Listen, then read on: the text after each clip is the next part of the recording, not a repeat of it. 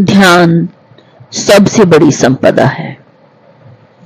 ध्यान से व्यक्ति उस परम तत्व, उस परमात्मा के दर्शन कर सकता है।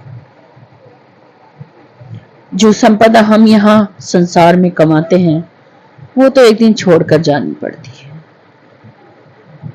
और फिर से हम इस पुनर्जन्म के चक्र में बंध जाते हैं। लेकिन ध्यान के द्वारा हम उस परम तत्व को प्राप्त कर लेते हैं।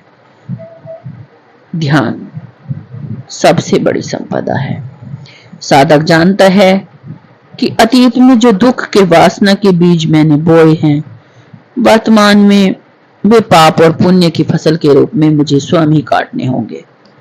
उसमें पति पत्नी, माता पिता, मित्रों या शत्रुओं का कोई दोष नहीं होता। मनुष्य जो कर्म करता है, जैसे कर्म करता है, उसको फल भी उस कर्म के अनुसार ही मिलते हैं। साधक शिकायत में नहीं अपितु संतोष में जीता है। साधक कभी परमात्मा से शिकायत नहीं करता। उसके पास जो रहता है उसी में वो संतुष्ट रहता है। स्वयं के सुधार और आत्म जागरण में जीता है। वह जानता है कि संसार में इतने दुख हैं, यदि उसे कुछ दुख मिल भी गया है तो शिकायत क्या करनी, वो उसके कर्मों का फल है। वो जान लेता है।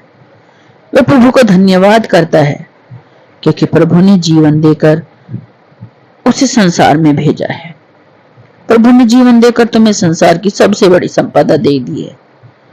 लेकिन जो जीवन में ही ध्यान, प्रेम और प्रार्थना की संपदा को नहीं देखते, वो इससे बड़ी संपदा और कहां पा सकते हैं। जीवन की सबसे बड़ी संपदा ध्यान है और संसार की सबसे बड़ी विपदा अहंकार है, क्योंकि मैं की गांठ बंधन का कारण है। इस मैं की गांठ का खुल जाना ही मोक्ष है। जैसे कबीरदास जी भी कहते हैं, जब मैं था तब हरि नहीं, अब हरि है मैं नहीं, सब अंधियारा मिट गया जब दीपक देखा साईं। अर्थात जब मैं था, अर्थात मैं अहंकार, जब अहंकार था तब हरि नहीं थे, क्योंकि जब तक अहंकार होता है तब तक उस परम पिता परमात्मा के दर्शन, हरि के दर्शन नहीं कर सकते।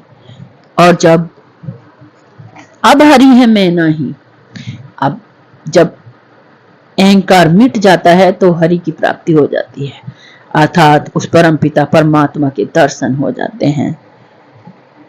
सब अंधियारा मिट गया जब दीपक देखा साईं। सारा अंधियारा, सब कुछ साफ साफ दिखाई दे गया। क्या सही है, क्या गलत, क्यों बार बार बंधन में पड़े जा रहे हैं, क्यों जन्म हो रहा है, उन सब से प्राप्ति का मार्ग दिखाई दे जाता है जब उस परम पिता परमात्मा की दया कृपा होती है। तो उस परम पिता परमात्मा को ध्यान के द्वारा प्राप्त किया जा सकता है, क्योंकि ध्यान सबसे बड़ी संपदा है। प्रार्थना परिधि का परिवर्तन नहीं है, अंतस की क्रांति है। प्रार्थना वर्तमान में अभी और यहीं तृप्त होने और उत्सव मनाने की कला है। भविष्य के लिए कोई मांग नहीं, लेकिन ध्यान के अभाव में प्रार्थना वासना बन जाती है।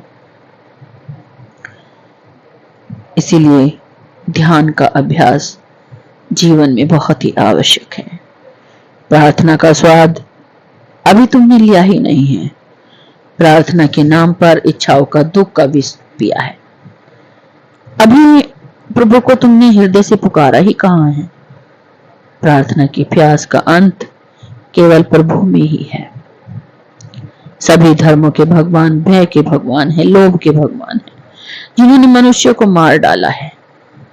पाप, बीमारी, गरीबी, नरक के भय से भगवान के आगे झुकना प्रार्थना नहीं है, स्वार्थ है।